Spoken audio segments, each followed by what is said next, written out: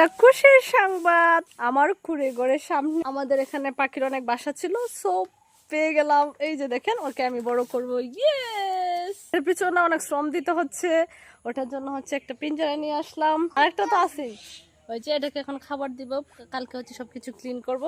তো ওর জন্য ওকে হচ্ছে আমি আমার এই শখের ঘরে রাখবো, ওই জায়গায় থাকবে না। বলো ইয়েস, সবাইকে বলো আসো। পাশে আমাদের বাগান আছে না, ওই জায়গায় ওরা থাকে। সো ওকে কষ্ট দিব না, যদি দেখি ও কষ্ট হচ্ছে তাহলে ওকে আমি সত্যি ছেড়ে দিব, এটা হচ্ছে কথা। কারণ কষ্ট দেওয়ার আমার কোনো ইচ্ছে নেই। তো আপডেট আপনাদেরকে দেবো কখন ওর কি হচ্ছে। যদি দেখি কষ্ট হয় তাহলে রাখবো না বেবি। এখান থেকে একটা পাখি,